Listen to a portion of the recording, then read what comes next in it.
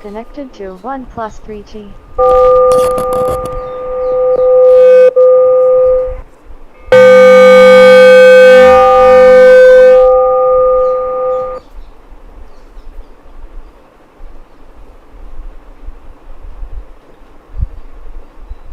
Morning chanting, page 2.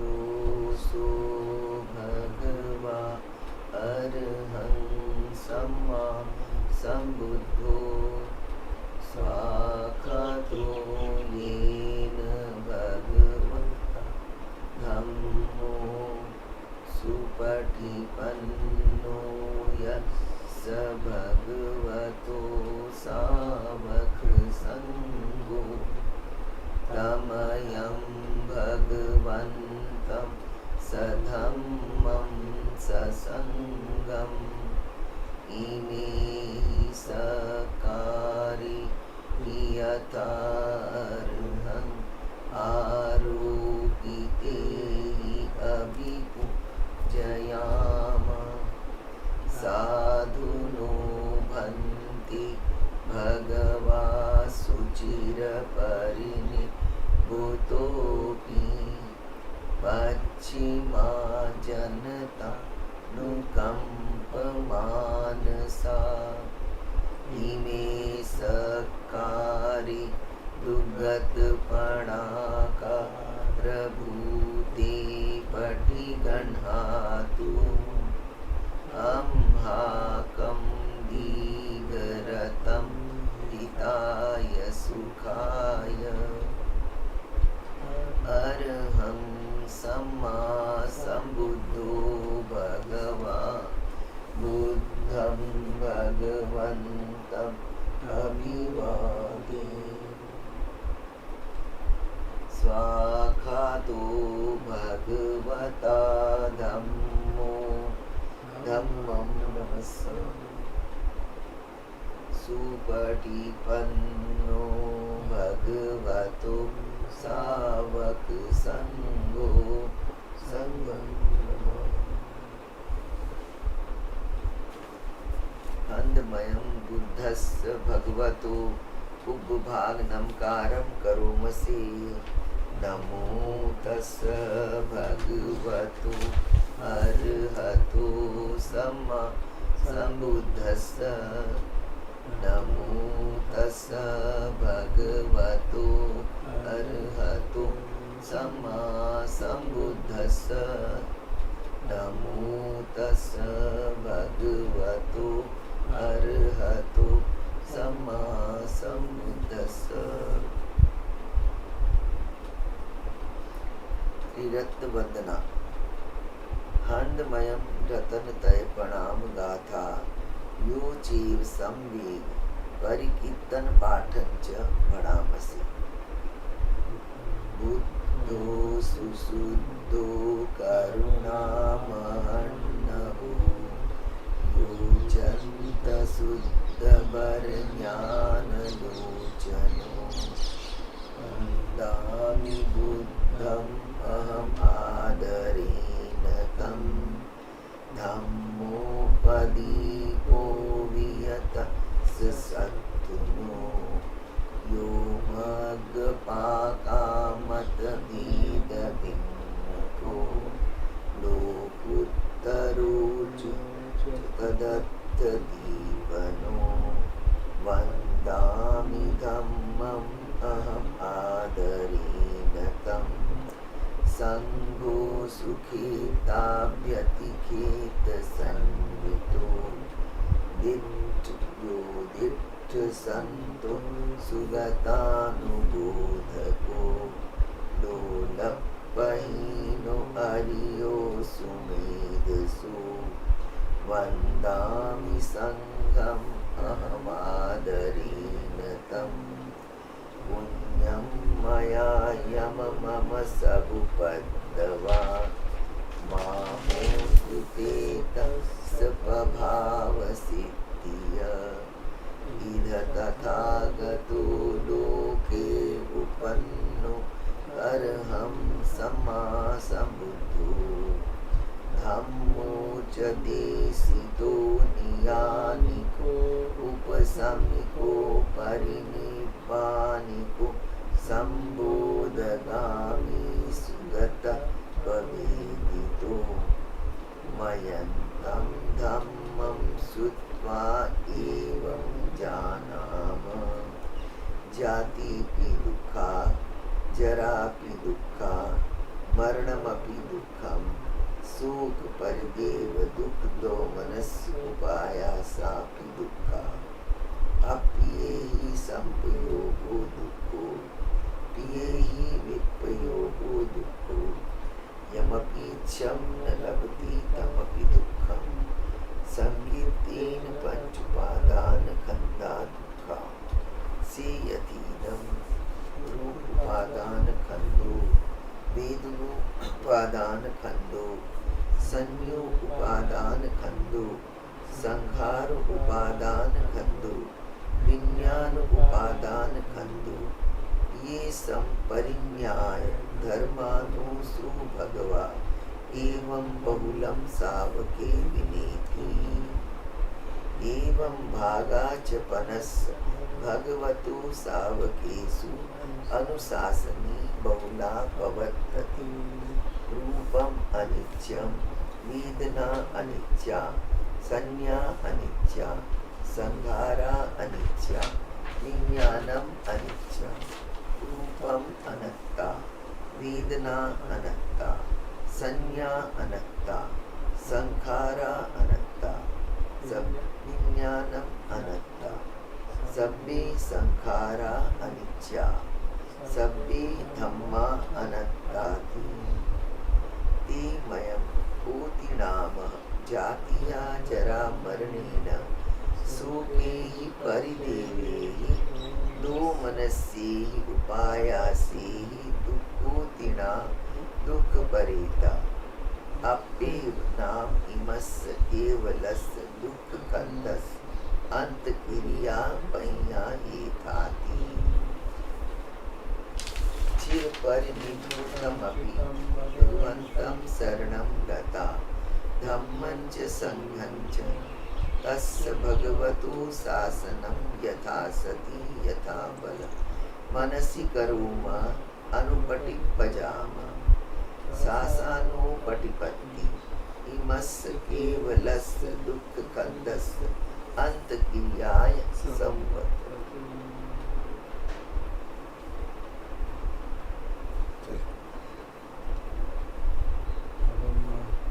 पदिच्छ समुत्पाद का पाठ करेंगे।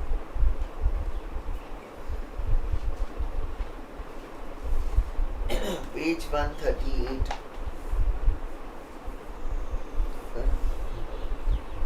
अविद्या पच्चया संखारा संखार पच्चया विज्ञानम विज्ञान पच्चया नाम रूपम नाम रूप पच्चया षडायतनम षडायतन पच्चया भस्सु भस्स पच्चया वेदना वेदना पच्चया तणः तणः पच्चया उपादानम् उपादान पच्चया भवो भव पच्चया जाति जरा जाति पच्चया जरा मरण शोक परिदेव दुःख दो मनस्य उपायासा संभवन्ति एवं एतस्य केवलस्य दुःखकन्दस्य समुदयो होति अविद्याय त्वमेव असेस्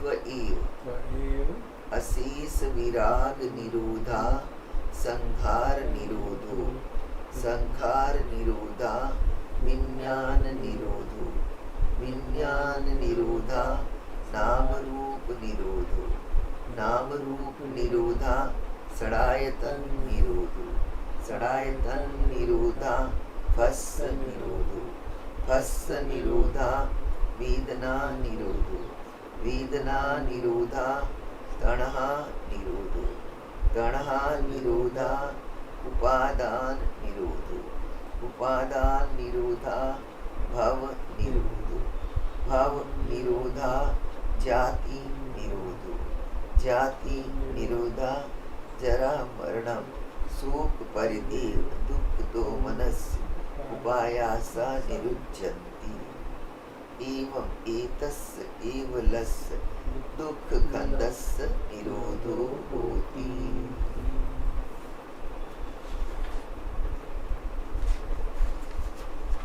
Now meditate for 1 hour and listen to morning reflection by Manpur Sumedhu. For next 9 days we will be listening to these morning reflections and evening discourses given by Lumpur in the retreat held in Thailand last year in October.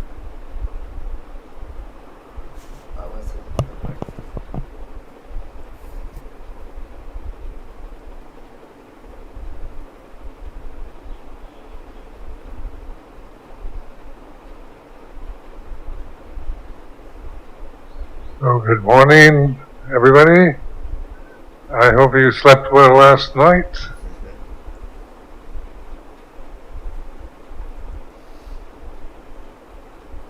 So it's beginning of the retreat.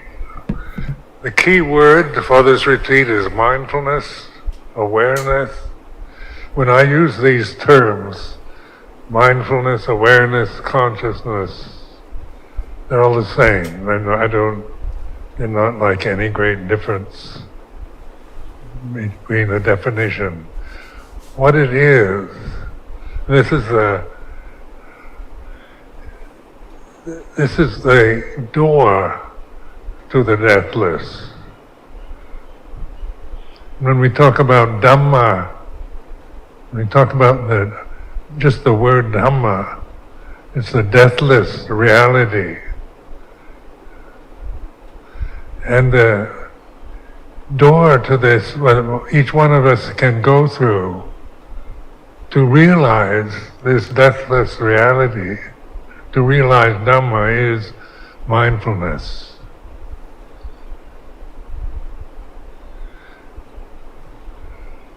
So when the Buddha was enlightened, he made the pronouncement, aparuta desang amatasatawara yesodavanta bamunchantu satang.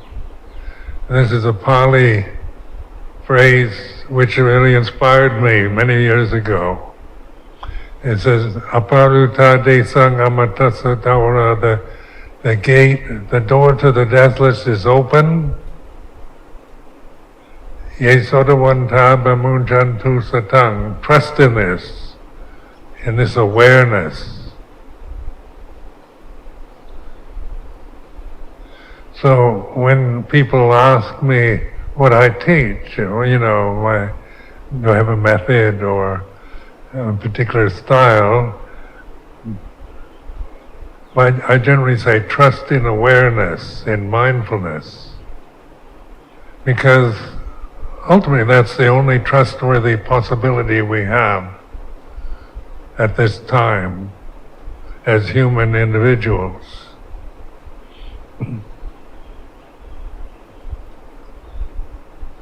Then there's the Dhammapada, one on mindfulness, Appamado Amattapadang. Mindfulness is the way to the deathless. Amattapadang is Padang is usually translated as path. Amatta is deathless.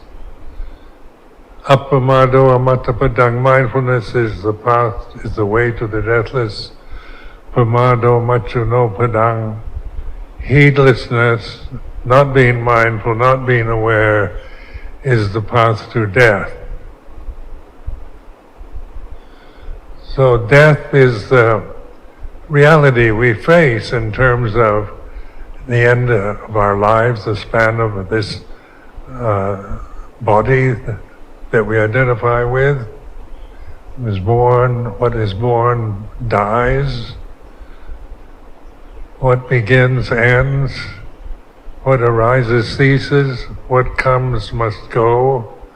So in terms of language, perception and so forth, when we identify with with that which is going to die or end or cease or depart, then we suffer. Because we're not a physical body. We're not, even though you believe that you are your physical body, actually you're not. Physical body is like all the other, like the trees, the animals. It was born and will die. And because we're so attached to believing that our limitation is through just identifying, clinging, and believing that we are this physical form, male or female,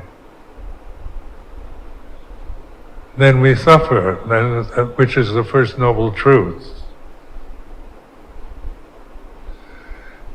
Because we're not actually that. So what are we at this very moment? If we're not a physical body, we're not a man or a woman, we're not young or old, we're not Asian or European. What is it that is ultimately real for all of us at this very moment that we're sitting here in this sala? Is awareness, consciousness.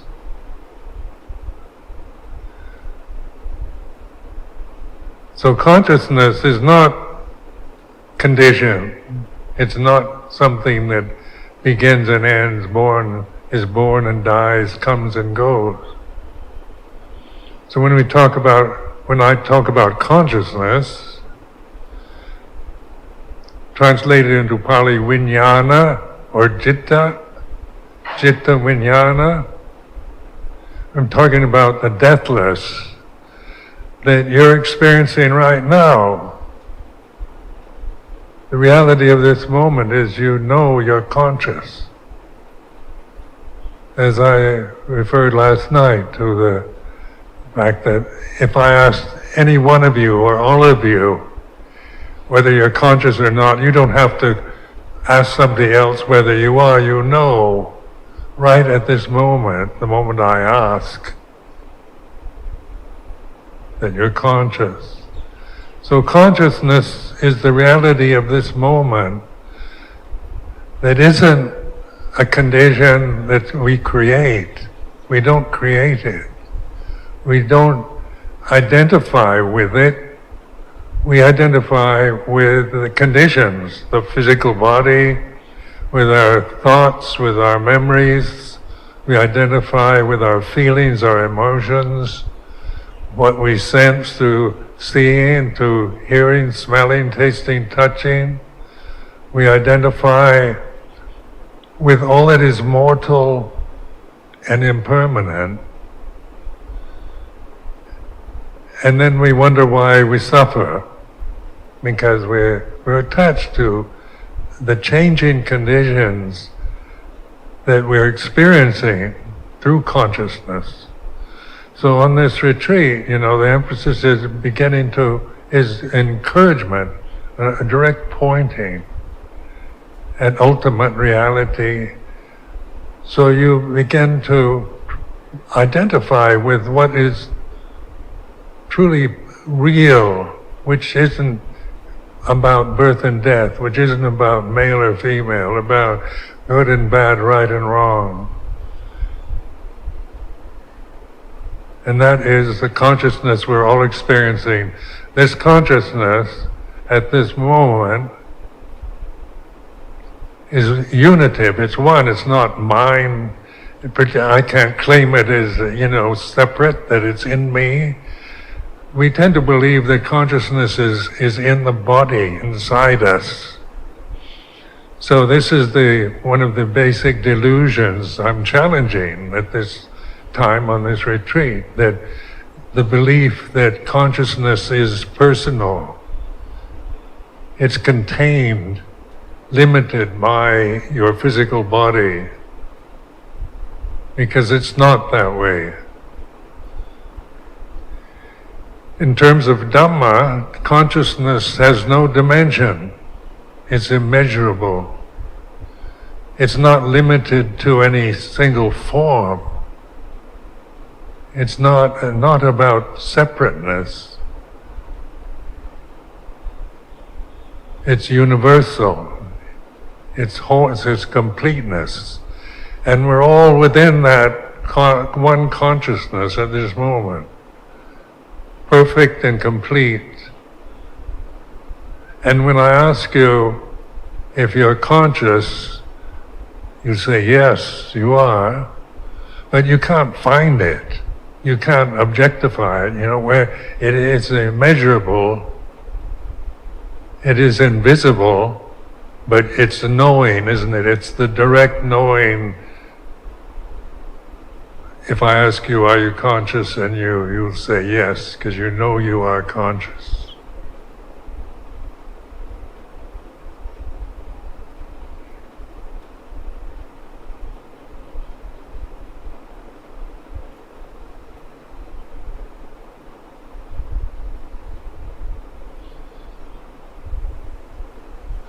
So in terms of forms, like each individual in this room is a separate form. So we feel separate from each other. We see each other as objects, we see each other, we hear each other, and so forth. So through the senses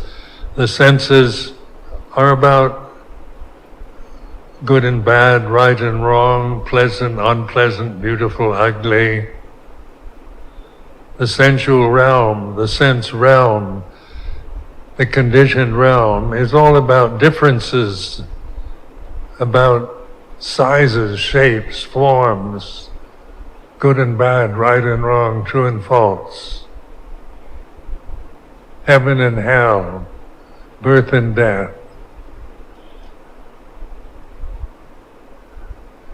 So the Buddha made the statement, Sape Sankhara Anicca, all conditions are impermanent. And in this word Sankhara, it's a Pali word, means condition or phenomena. A phenomenon, a condition, is something that is born and dies, begins and ends, arises and ceases, comes and goes. It can have qualities of being heavenly or hellish or good or bad, male or female.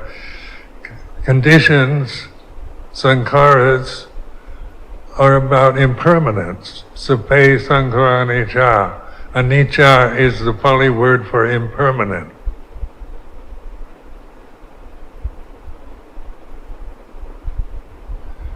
Now this is the brilliant method of the Buddha who established this teaching 2,562 years ago in India. So it's not like a modern teaching, it's a wisdom teaching, and it's pointing to the impermanency of this realm that we're experiencing through these mortal forms that we identify with.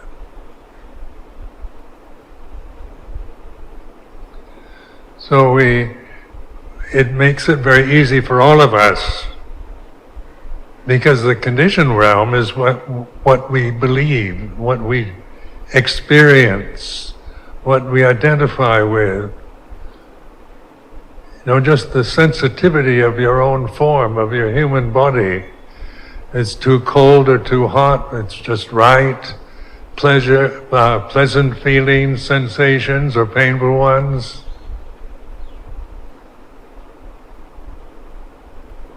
What you see, depends on the conditions, whether it's beautiful, pleasant, or ugly, or unpleasant. Same with hearing. You hear, beautiful music, or the sound of nature, the wind, the birds, the rain on the roof, or cacophonous noises of machinery. Odors, pleasant, unpleasant odors. We're constantly impinged on the sense plane. This realm is about sensitivity, which is not just going to be pleasant. It's about pleasant, unpleasant, good, bad, right, and wrong.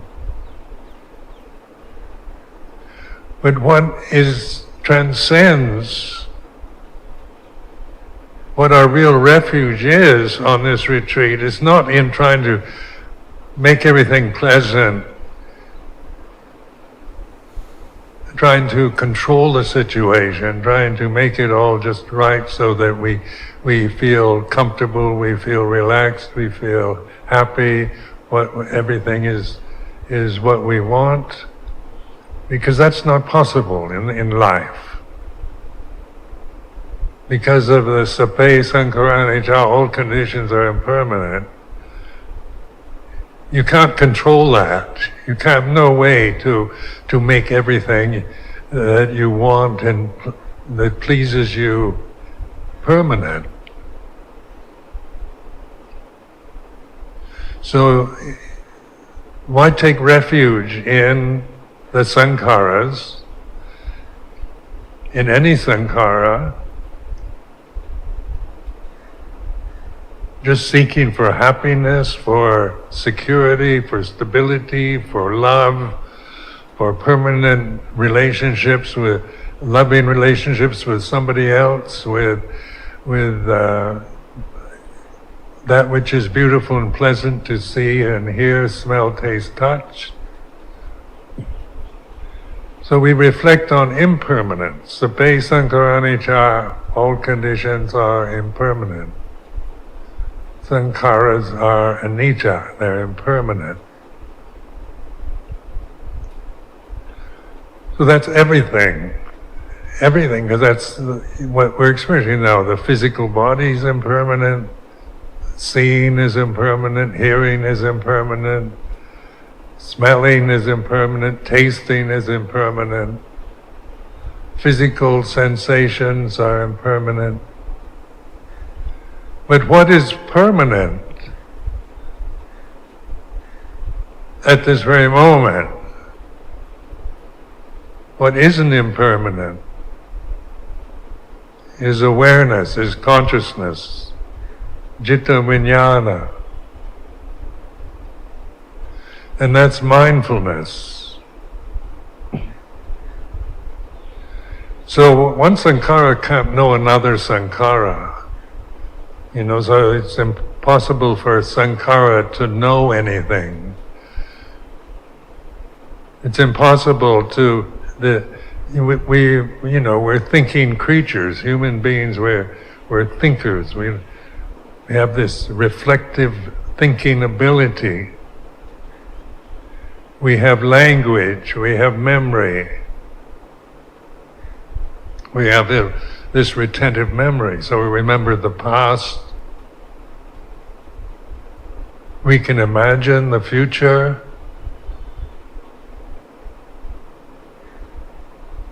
But mindfulness is here and now. It's not about being mindful in the future or going on a 10-day retreat and becoming mindful.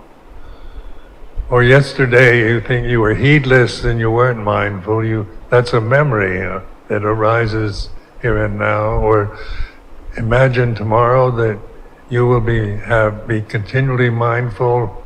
We tend to create perceptions of mindfulness, create ideas of mindfulness. They're words, they're thoughts that come and go. They're all sankharas. Every thought, even the word itself, mindfulness, citta vijnana, they're all sankharas. All words are sankharas. All thoughts are sankharas. But mindfulness is knowing, direct knowing. Consciousness is the knowing here and now. It's like this.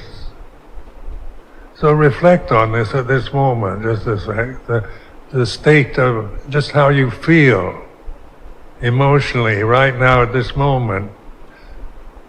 I encourage you to take a few minutes just to observe, to be mindful, aware of the state of your mind or your emotional reality of this moment is like this. Not to judge it, don't comment about it, whatever it is, pleasant, unpleasant, confused, unconfused, understanding or not.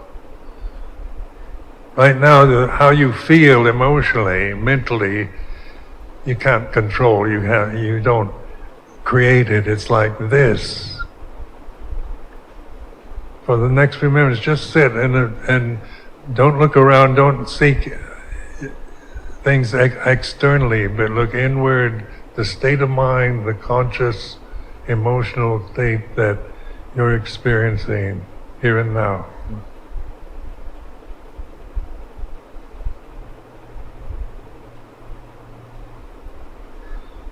Be the knower. Be the knowing itself.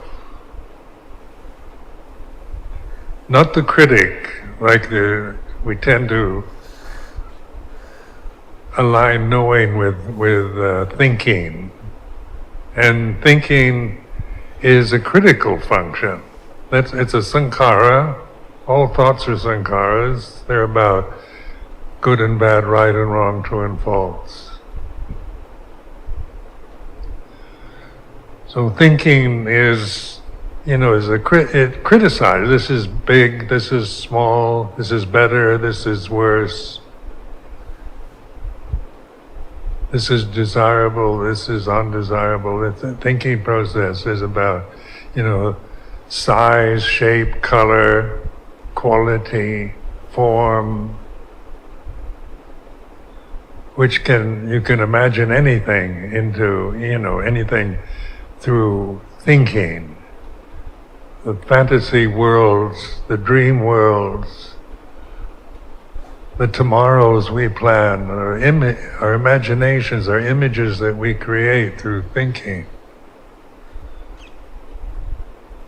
So like when we think of the future, we think of a holiday, and we imagine, having a pleasant holiday in some resort in Thailand.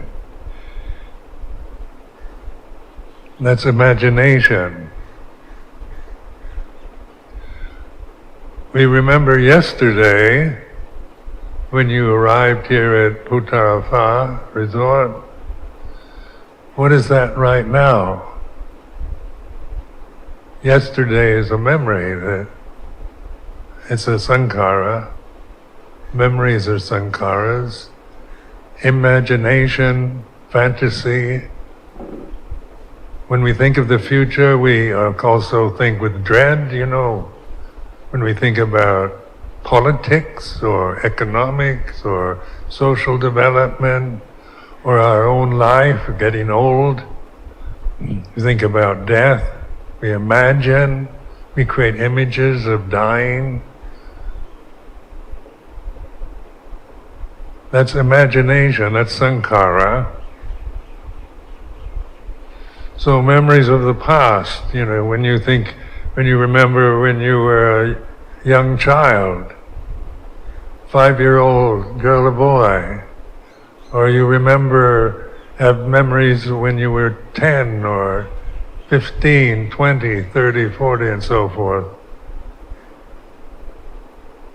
All those memories are sankharas. And the knower, this knowing of sankharas, is mindfulness. It's not grasping sankharas anymore. It's reflecting on them. When we grasp sankharas out of ignorance of Dhamma, out of heedlessness, not being mindful, then that's the cause of suffering.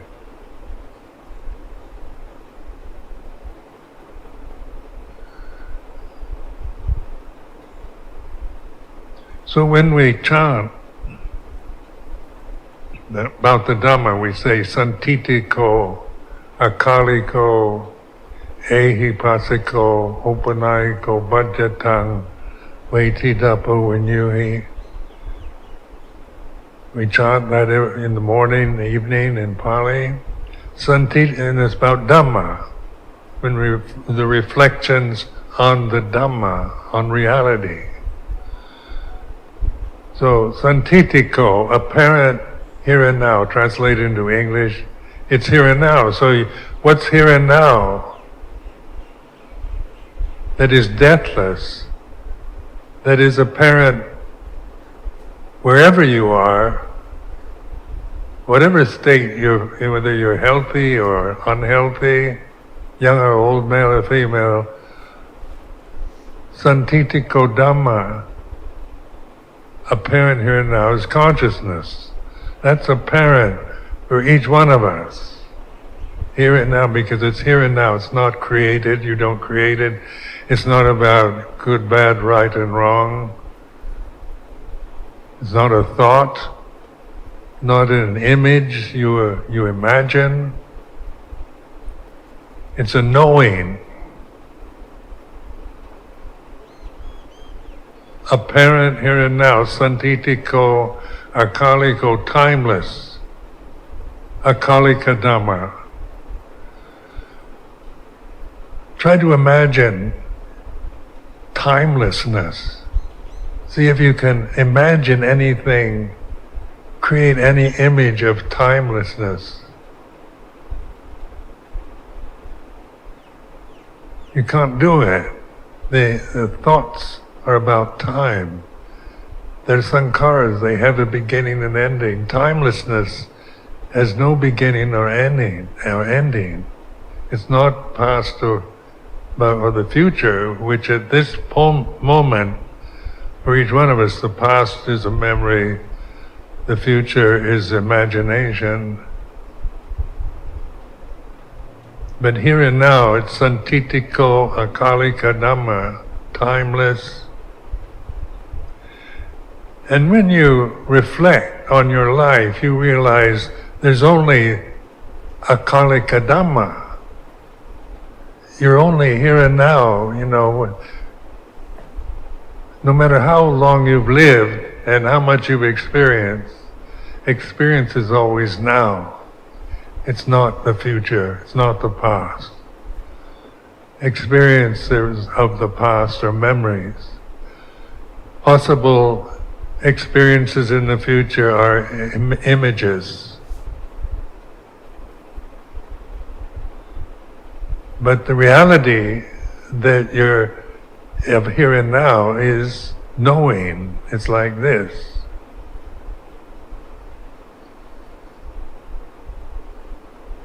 Then we chant ehipasiko Dhamma, come and see. So it's like ehipasiko, Pali kind of an invitation or encouragement. Wake up. It's like wake up and see for yourself.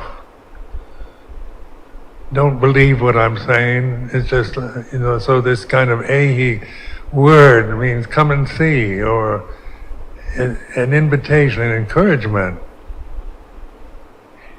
to be aware, to trust awareness.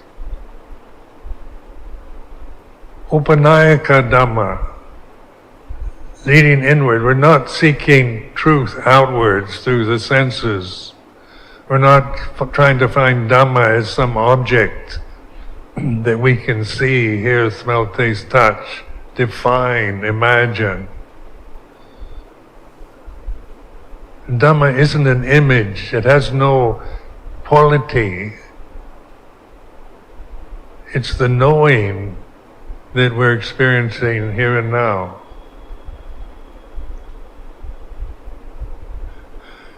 So the direction in meditation usually is to stop looking outward, seeking, through thinking. Thinking is always going out to imagining, trying to grasp ideas, trying to get something you imagine you'd like to have. You'd like to get samadhi, you'd like to get the jhanas, one would like to get enlightened, become a stream enterer, one would like to become an arahant or a Buddha.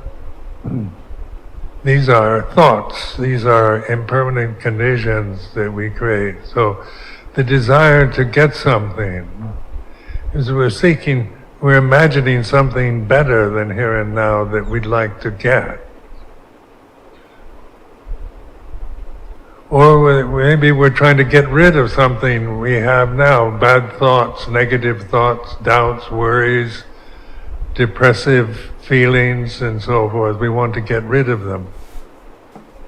Through this process of sensory desire for sense comfort, sense pleasure, sense control, desire for becoming, getting something we don't have right now that we imagine would be better, or trying to get rid of something, feelings, emotions, memories, habits that you don't like, you don't want, you want to get rid of them. These are desires, dhanha, that we create. So in my attempts this morning is to encourage, to kind of make it, encourage you to trust this awareness that's natural. It's not created. It's not about getting anything. It's not about attaining. It's not about getting rid of things. It's the awakening to the reality of knowing, trusting in this direct knowing, not knowing about something. It's not like studying psychology or science or history or art and knowing all about what scientists say, what philosophers have said in the past. It's not knowing about, because that kind of knowledge we have plenty of. We're educated, we've been through schools, universities, we've acquired a lot of knowledge, but that's not knowing. That's acquired sankharas that we've accumulated through memory, through education, through social conditioning, through cultural conditioning, through religious conditioning. But the Dhamma is here and now, apparent here and now, timeless. Encouraging investigation. So, ehipasiko can be translated encouraging investigation. So like this, wake up and observe the way things really are.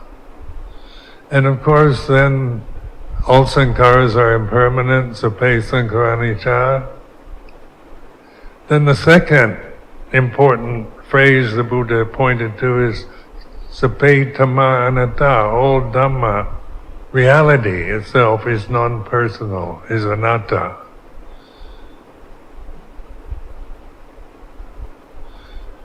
So the personalities that we identify with are conditions, they're phenomena. And the personality changes according to conditions. For example, when you're feeling healthy, vigorous, your personality follows that. It's happy. When it's cold and wet, depressing, then your personality becomes depressed. The sense of personality is very changeable.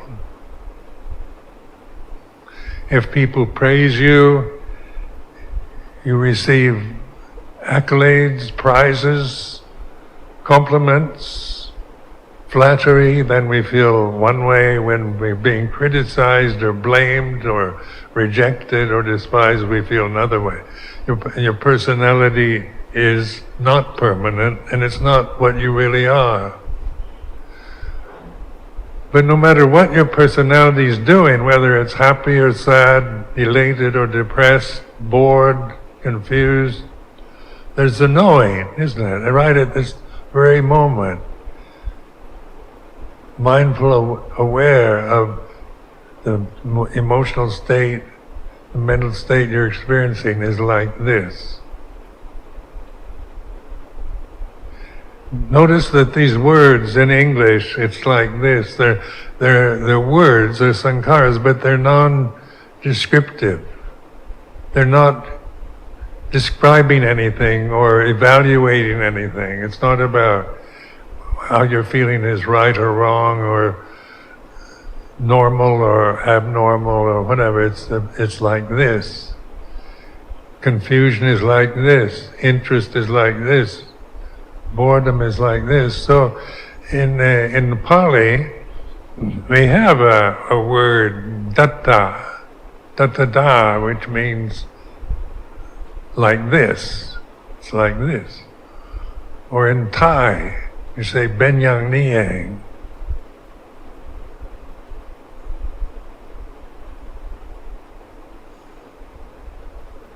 So it's a noting. It's using the thinking process to just notice, to pay attention, not to just discriminate, describe, love or hate whatever you're feeling is, but it is the way it is. Because at this moment you can only feel the way you're feeling. Whether you approve or like it or don't like it, it's like this.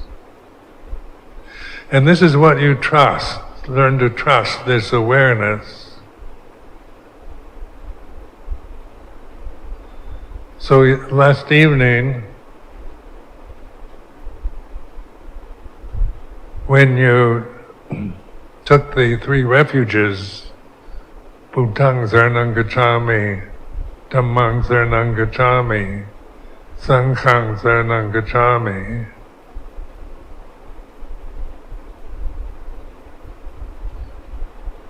it's this knowing.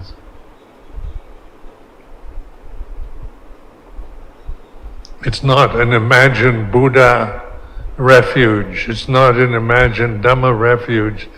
It's not an imagined Sangha refuge. It is the refuge of awareness here and now.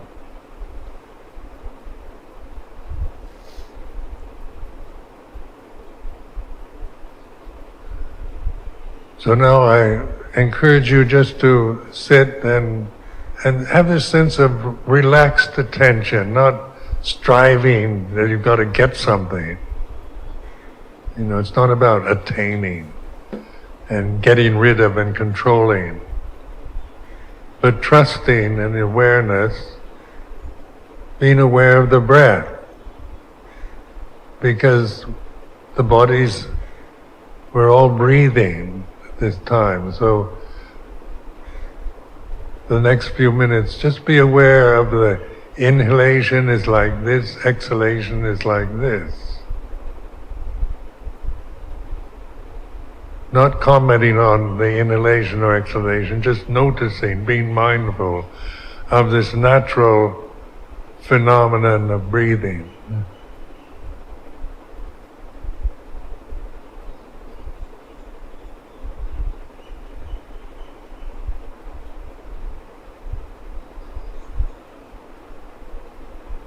Being aware of the feeling at the nostrils, where you feel the breath, inhaling, exhaling.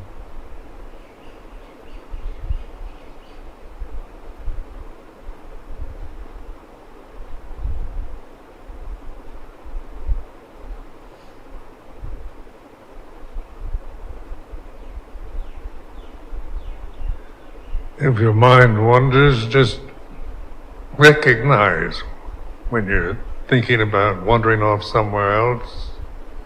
Bring it back to the inhalation, exhalation at the nostrils.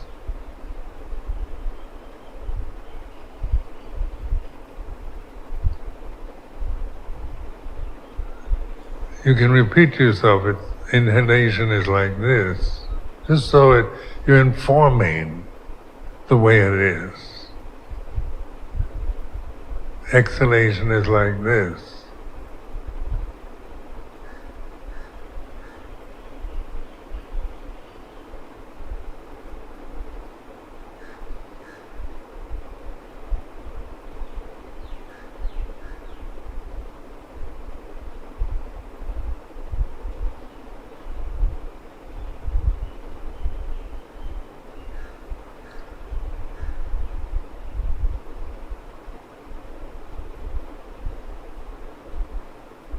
So it's this direct knowing, when they talk about mindfulness, something that's happening right now. It's not knowing about breathing, is it? You don't need a description or me to describe or define breathing. It's a direct knowing, observing, witnessing. Inhaling is like this, exhaling is like this.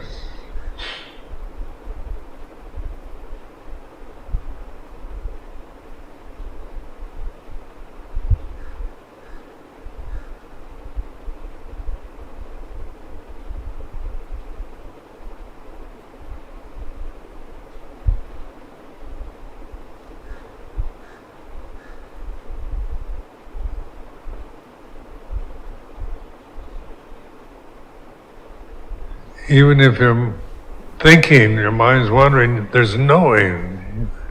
You know you're thinking about something. That's mindfulness, also awareness of thinking. So mindfulness is, it's constant, it's with us.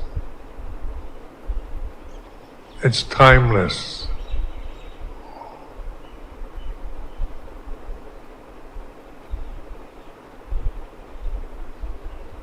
So being aware of objects, what we see, you're mindful of the Buddha Rupa behind me.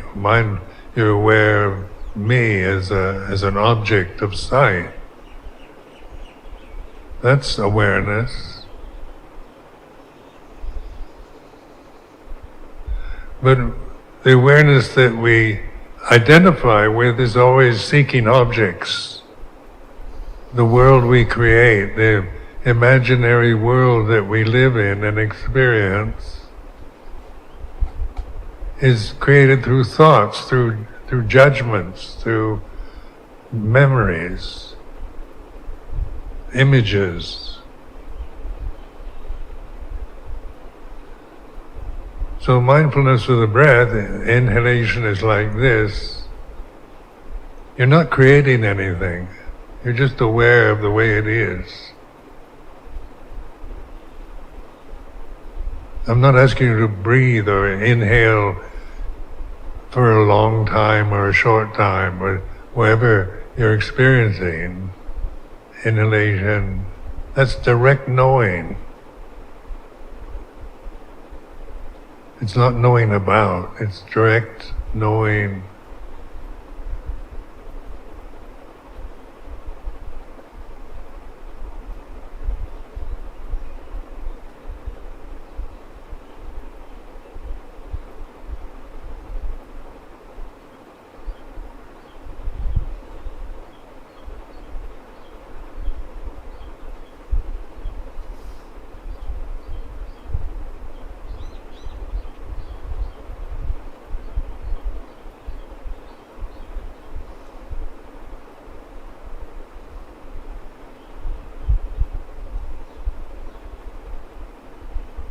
So Aupanayika Dhamma, it's inward, isn't it? We're not seeking to know about things externally. We're getting closer just by observing the breath of this physical body that we call ourself.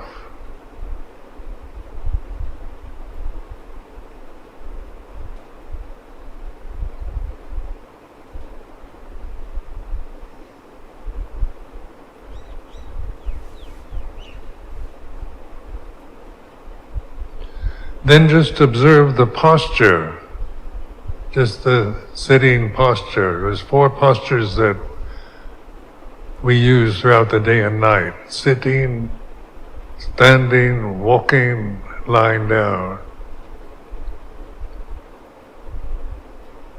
So wherever we are, the body is here and now, isn't it? Whether we're sitting, standing, walking, or lying down. So the body is here and now.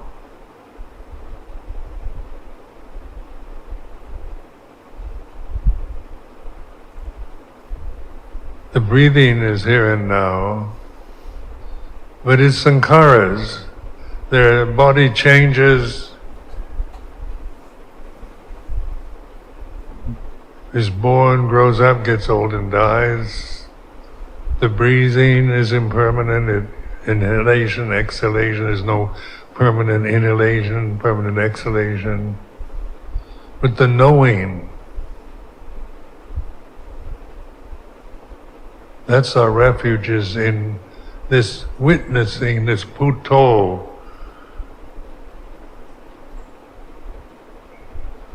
In Thailand, the Thai forest tradition usually uses the mantra Buddho. The Buddha's name is actually Buddho, the name of the Buddha, which means awareness. Puru, the knowing.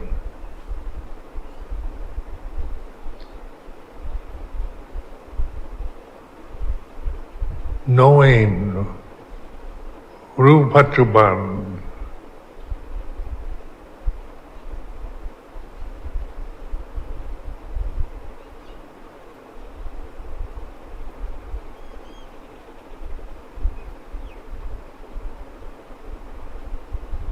The nature of the thinking mind is to wander. Thought is a wandering condition.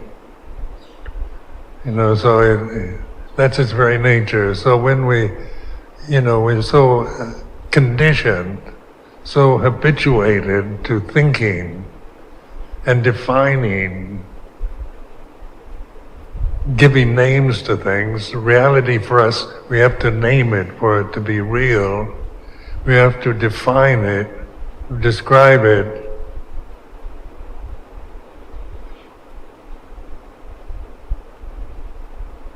But that's just the nature of thinking. Thinking does that. It's a habit that we develop after we're born. No baby, none of us were born thinking in any language whatsoever.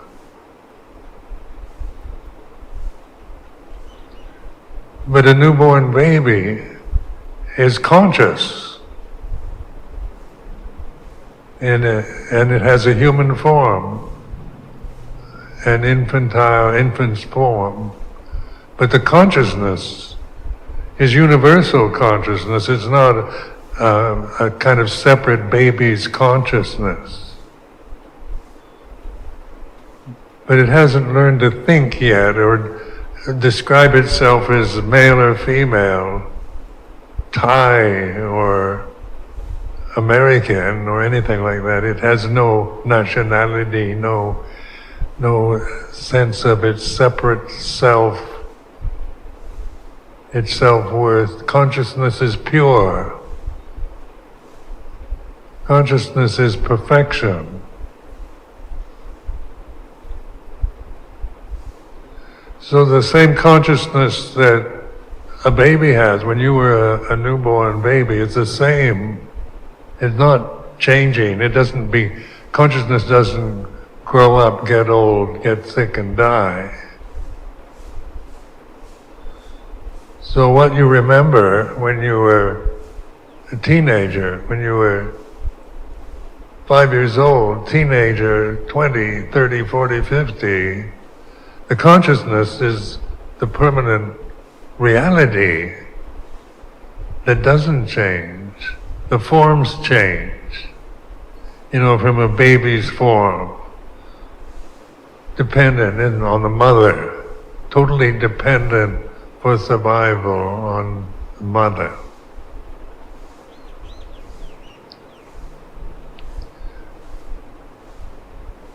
So the forms change. It grows up, is educated, socially conditioned, culturally conditioned, religiously conditioned. Like your computer, we get conditioned like we program computers.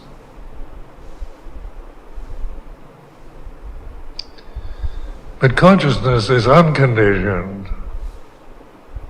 And that remains unconditioned. It's not personal.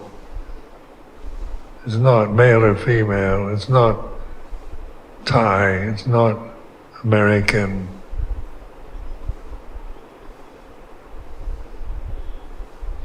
So when we begin to realize the profundity of this teaching, our true nature,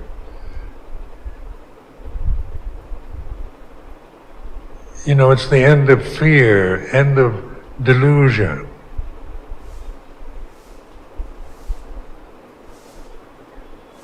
It's where everything ceases but consciousness itself, the amatta dhamma, ultimate reality. When we're caught in the sankharas as our world that we live in, then there's always dangers, there's a lot of fear, a lot of resentment. There's hope and then there's dread. You hope for the best, dread that everything's going to go wrong. The sankharas are like that. They create, when we attach to them out of ignorance, out of not trusting awareness, then this is the cause of suffering, the First Noble Truth.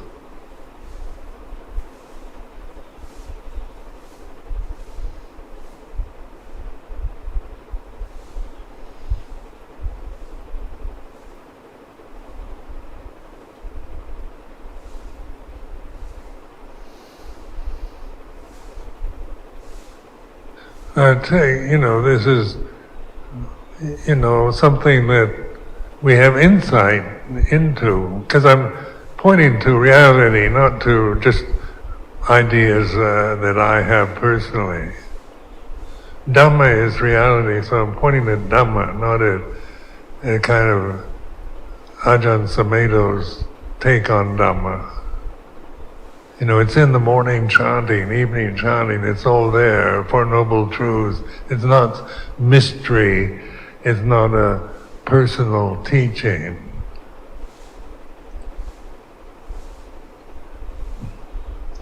So like the kind of beauty of the Buddha's teaching is it's very direct. That's why it's usable, why it's practical even to this day, even though it's considered an ancient teaching.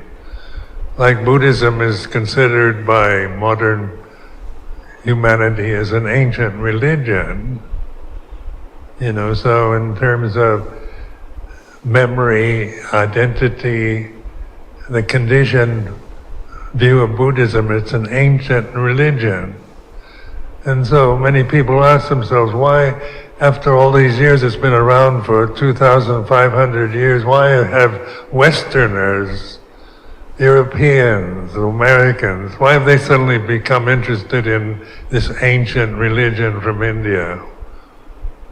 Why? Because it's about, times have changed. There's modern life, there's technology, there's science, there's democracy. There's modern religions, up-to-date religions. People ask me this, in England or the United States, why do you go to some kind of ancient teaching when there's modern science, modern psychology, modern mindfulness practices? Why do you go to this very ancient form, the Theravada style of Buddhism?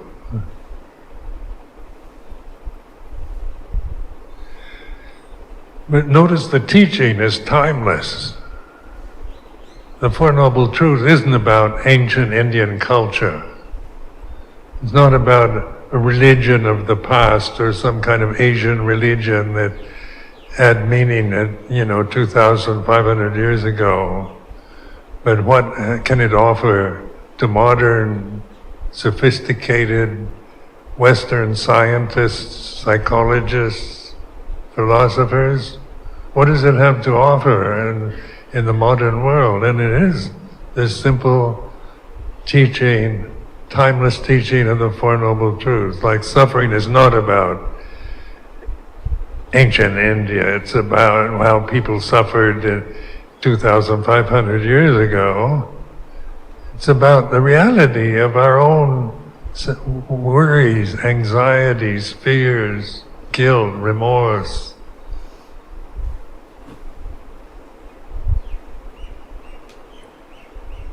And these are common now, so it's timeless. It's not, it's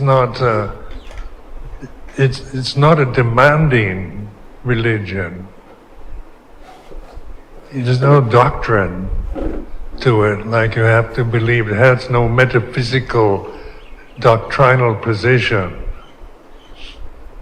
So it's not demanding that you believe in Dhamma or believe in Buddha.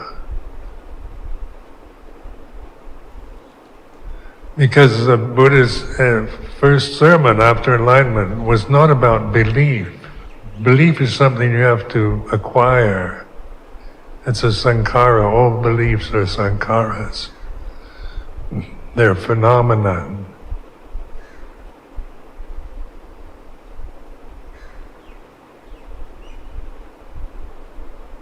So when I talk about direct,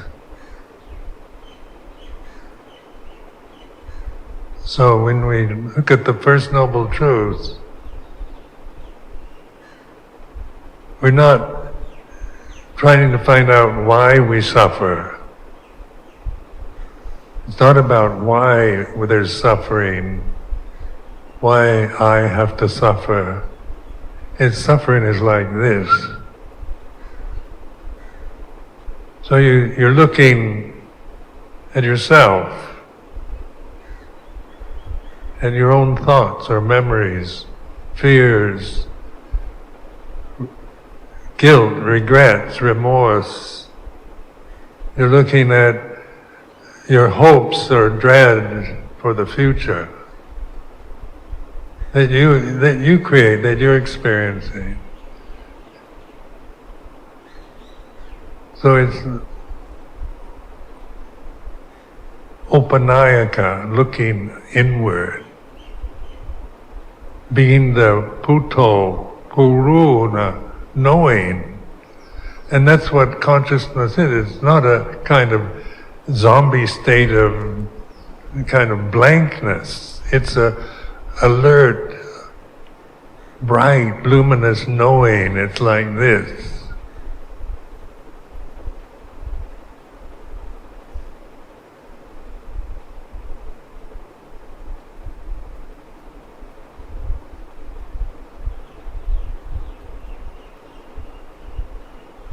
So Buddhism as a religion,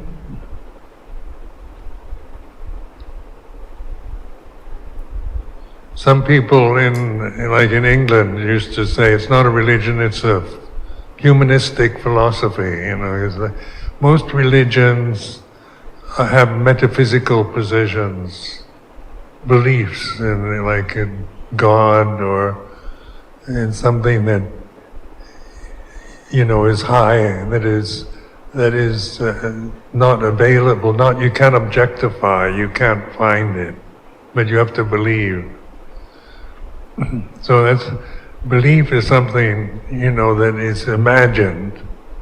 It's given to us. We're given beliefs. We create beliefs. But what isn't a belief at this moment? It's like the breathing is like this, the emotional, the mental state is like this. It's not about believing in anything about it, but it is the way it is. And this is knowing. It's awareness, non-judgmental, non-discriminating awareness.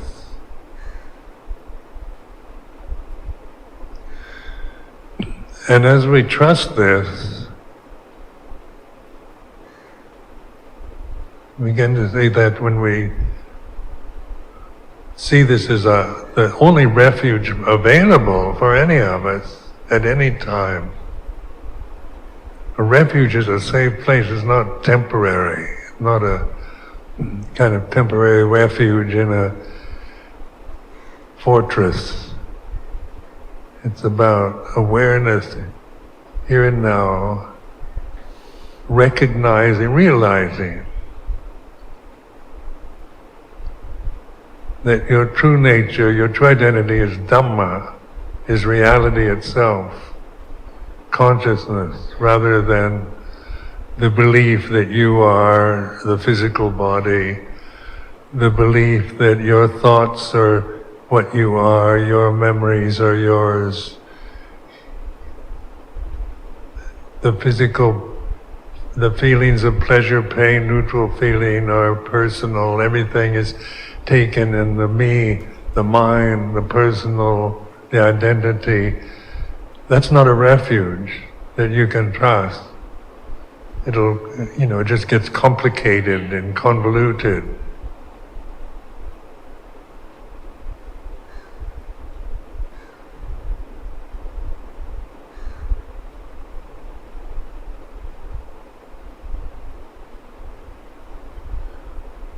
So this is enough for now.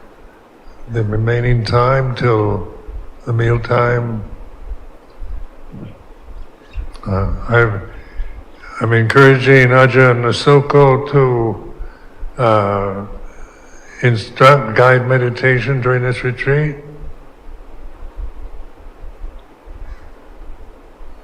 So he's co-teaching this retreat. So in the afternoon, he'll encourage different posture, walking posture, standing and walking. I don't know if he's going to go as far as lying down.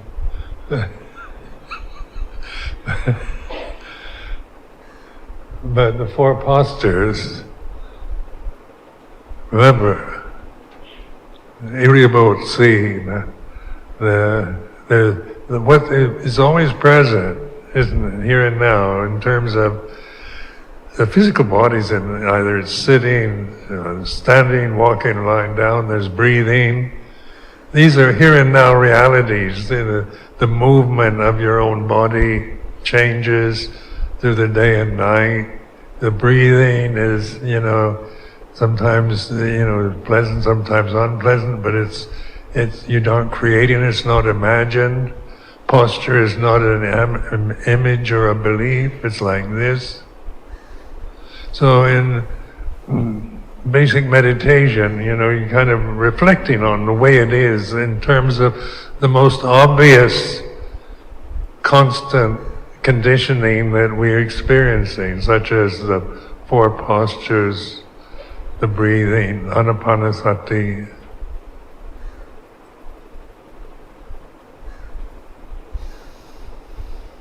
And really question yourself, are you really a physical body? Is your consciousness contained within your brain? Is your consciousness have your own physical form? Is there an Ajahn Sumedho consciousness separate from yours? The forms are different. They're sankharas, but consciousness is not a sankhara. In the terms of the five khandhas, consciousness, vijnana, is sensory consciousness. When we see, we usually go out through the senses, through seeing, hearing, smelling, tasting, touching, thinking. That kind of consciousness that goes outward to attach to phenomena is impermanent. But consciousness itself, invisible, infinite, has no boundary. It's not dependent upon senses. Sensory consciousness arises, ceases in consciousness. So the consciousness through just observing, through seeing, hearing, smelling, tasting, touching, thinking is impermanent. But in the Pali, they vinyanang, consciousness, anidasanang, invisible, anantang, infinite, sapadopabang, apparent here and now, being, awareness. Consciousness is no boundary, so it's impersonal. So you begin to recognize pure conscious, vinyanang, anidasanang, anantang, sapadopabang. Consciousness knowing itself. Consciousness not seeking knowledge through the senses, but knowing itself. That's the third noble truth. The end of suffering.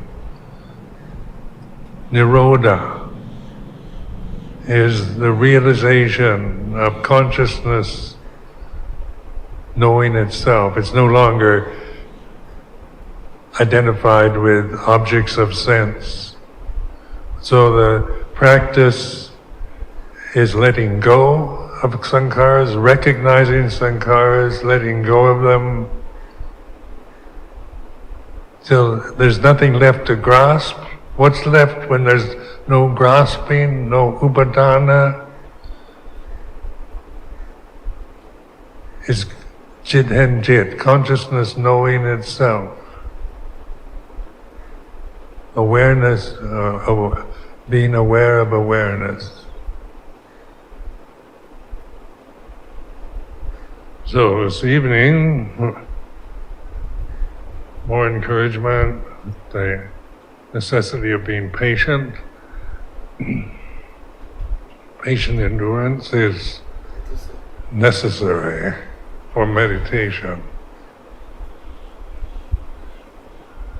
And when I first met Luang Por Chai, one of his first instructions to me was to develop patience, which the life at that time at Wat Pah Pong, if you couldn't survive if you weren't patient. And being American, you're not particularly brought up to be patient. You want to get things instantly, and it's not a virtue.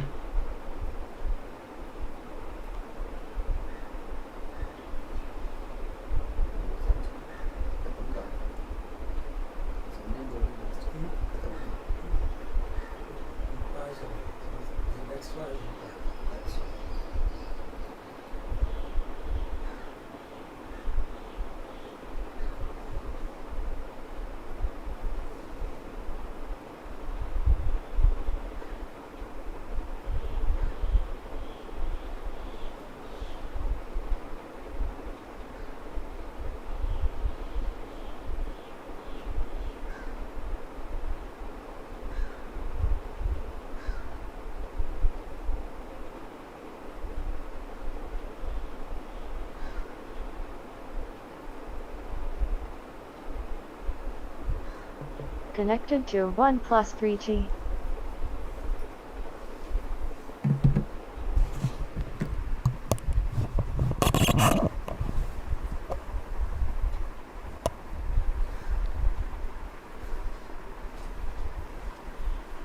थोड़ी देर अपेक्षा ब्रह्म विहार का अभ्यास करेंगे.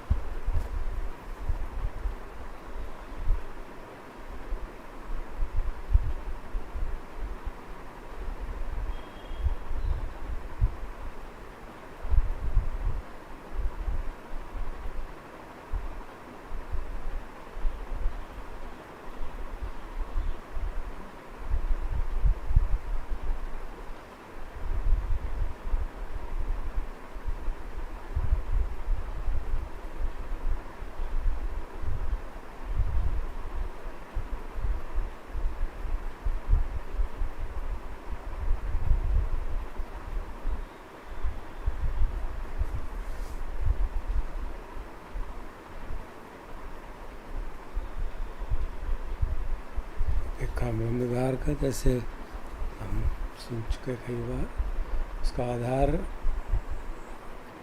प्रज्ञा है, सम्यक दृष्टि. जितनी हमारी दृष्टि सम्यक होगी, धर्म को ठीक से समझेंगे, तो उतना ही हम समता में रह पाएंगे।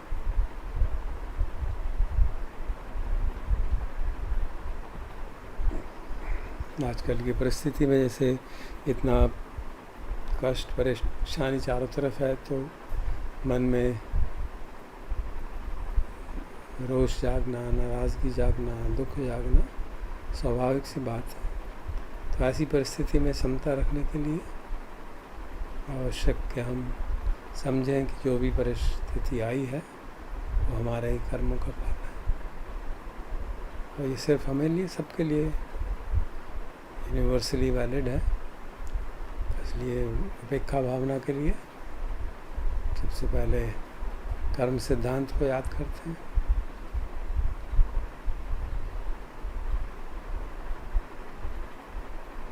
कम्मस्य का कम्मदायादा कम्मयोनि कम्मबन्धु कम्मपटिसरण यं कम्मं करिष्यन्ति कल्याणं पापकं वा तस्य दायादा भविष्यन्ति।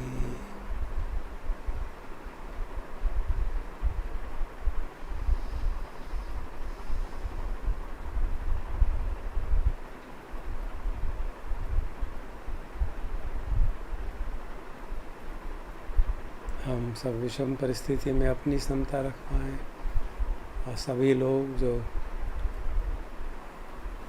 दुख में हैं या चाहे सुख में हों, अपनी समता बनाए रखें। ऐसी शुभकामना, शुभेच्छा।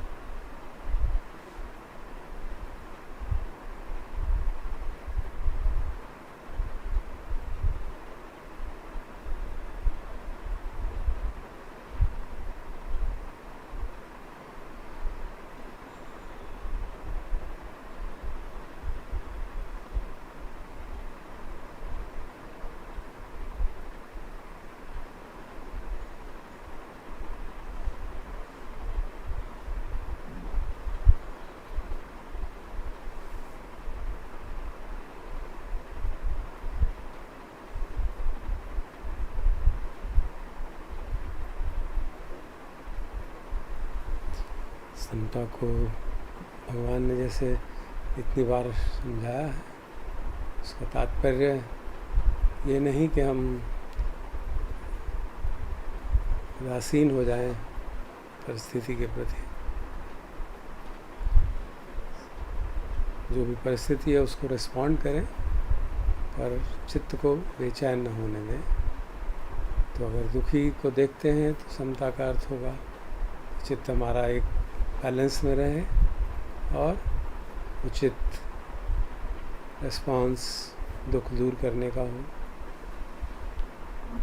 और सुखी को देखें तो फिर रिस्पॉन्स कि हम समता में रहें, एक्साइट ना हो और उसके सुख में भागीदार बने, प्रसन्न हो सुख को देख के, ईर्ष्या न जागे।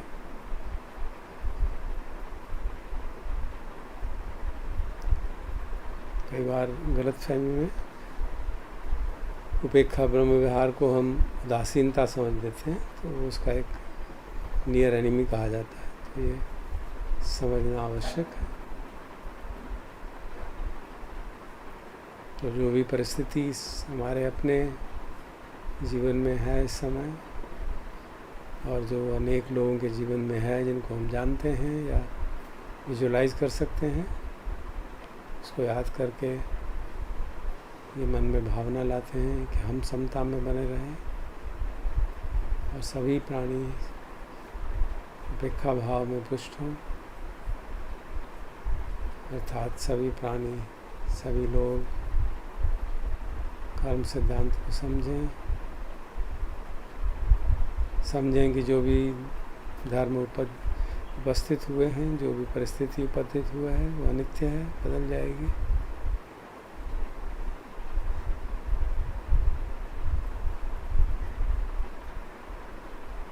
और अपने दुख का कारण हम सब हैं, स्वयं हैं, हमारी तृष्णा है, जागती हैं, उनका का वो दुख का कारण है।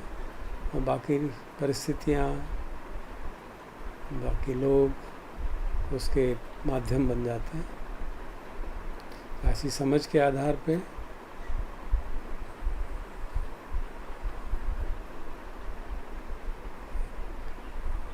उचित समता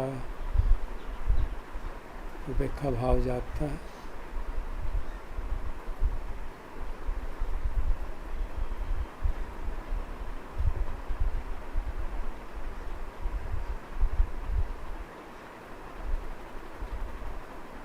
तो हम अपने जीवन को दृष्टि कर सकते हैं, देख सकते हैं, और लोगों को जिनको हम जानते हैं उनके बारे में, और मन ही मन ये विचार कर सकते हैं कि जो भी हो रहा है हमारे कर्मों का फल है, सबके कर्मों का फल है, और हमारा मन कंपायमान न हो। जीवन में 8 लोक धर्म कहे जाते हैं: सुख दुख, लाभ हानि, यश अपयश।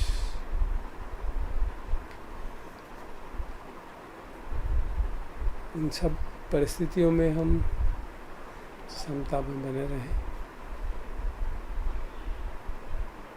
ऐसी भाव अपने अंदर जगाते हैं।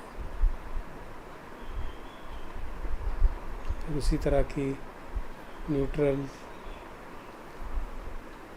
फीलिंग्स शरीर में अपने आप जागने लगती हैं। तो थोड़ी देर इन भावों को मन में चलने देते हैं तो देखेंगे भी शरीर में धीरे धीरे वेदना जो है, सूक्ष्म वेदना, सामान्यतः दुखद सुखद वेदना जैसी जागती है, तो उसको आधार बना के फिर उपेक्षा भावना का रेडिएशन किया जाता है। तो बैठ के अभ्यास करते हैं थोड़ी देर शांति से।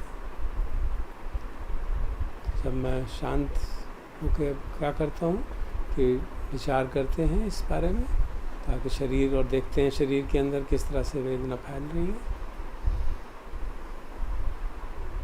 तो कई बार शांत होने के कारण हो सकता है मन भटक जाए, तो तुरंत मन को वापस ले आएंगे और फिर विचार करने लगेंगे इस तरह का। ये डिस्कर्सिव मेडिटेशंस हैं, उसमें विचार करते हैं ताकि हमारी समझ बढ़े। भगवान की वाणी है जैसे उत्तस्य लोक धम्मे ही चित्तं यस्य न कंपति अशोकम अवरिजम खेमम एतं मंगलमुत्तमम्। इसको याद कर सकते हैं मनी मन, या जो रतन सूत्र का पाठ है उसका, यथिंद खीलो पथविंसितोसिया चतुहि वाते ही असंपकंपियो सोपमा सत्पुरुषम वदामि यो अर्य सच्चे अवेच पश्यति। इस तरह धम्पद की गाथाएँ हैं। तो जो भी हमको गाथाएँ इंस्पायर करती हों समता में रहने के लिए, उनको मनी मन याद करते हुए शरीर को देख सकते हैं, ताकि मन इधर उधर ना भटके। और अगर मन स्थिर हो तो फिर याद करने की आवश्यकता नहीं, मन में भाव ही बना हुआ है चित्त को उपेक्षा भाव में स्थित करने का, तो अपने आप शरीर में वेदना महसूस होने लगती है। कोई ज़ोर ज़बरदस्ती करने की आवश्यकता नहीं, बिल्कुल भी नेचुरली जैसा हो वैसा होने देते हैं, सहज ही अच्छा रहता है।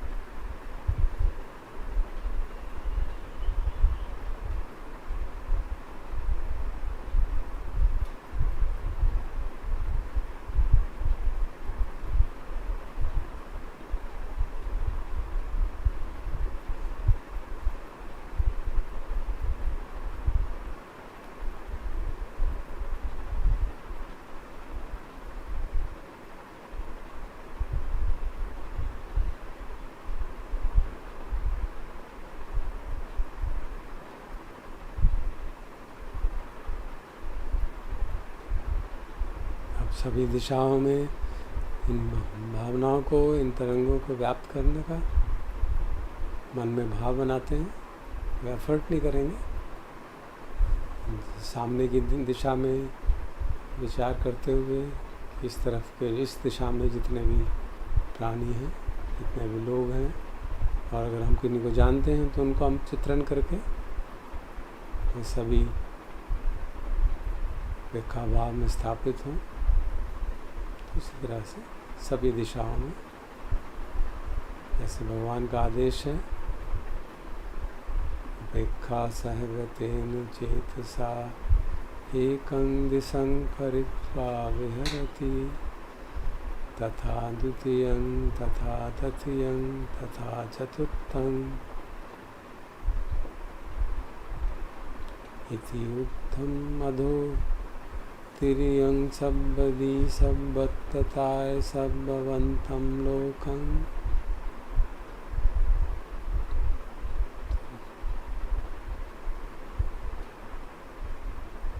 चारों दिशाओं में, उनके बीच की दिशाओं में, नीचे ऊपर, अर्थात सभी दिशाओं में ये भाव करते हैं। तो जब हम विजुलाइज करते हैं उस दिशा में किन्हीं लोगों को, जानने वालों को, तो फिर मन भटकता नहीं है।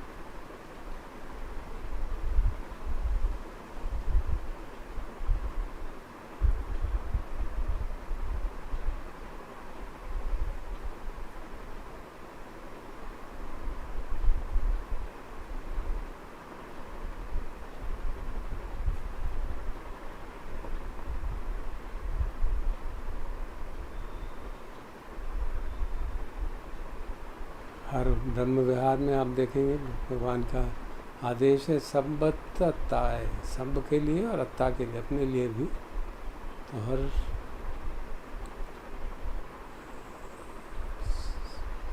अभ्यास करते हुए अपने को भी याद रखें।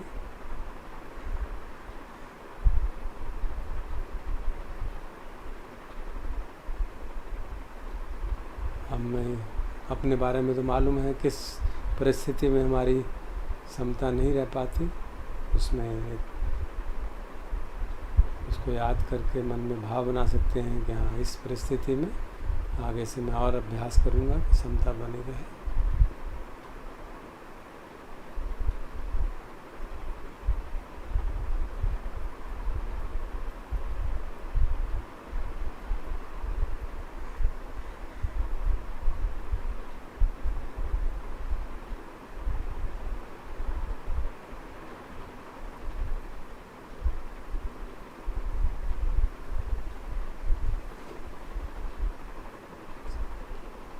समता का आधार, उपेक्षा भाव का आधार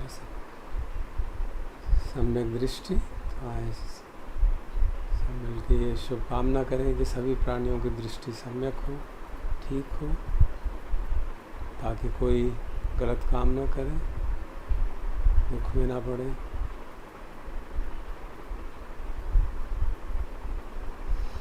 सर्वे सत्ता सुखी होन्तु, सर्वे होन्तु सुखिनो, सर्वे भद्राणि पश्यन्तु, मा किञ्चित् पापमागमात्,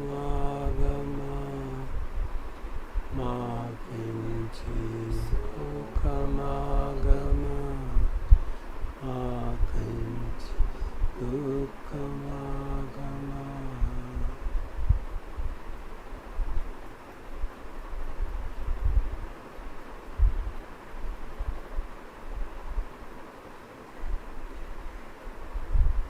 Bhavatu sabba mangalam Rakhantu sabba devata Sabba buddhanubhavena Sada soti bhavantu te Bhavatu sabba mangalam Rakhantu sabba devata Sabba dhammanubhavena Sada soti bhavantu te Bhavatu sabba mangalam Rakhantu sabba devata Sabba sanghanubhavena Sada soti bhavantu te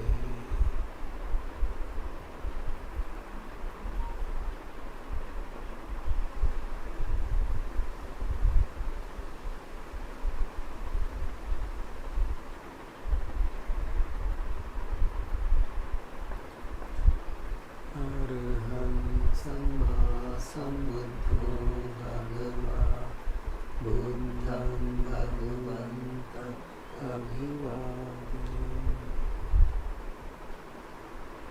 Sakhato Bhagavata Dhammo Namanasami Supatipanno Bhagavato Savaka Sangho Sangham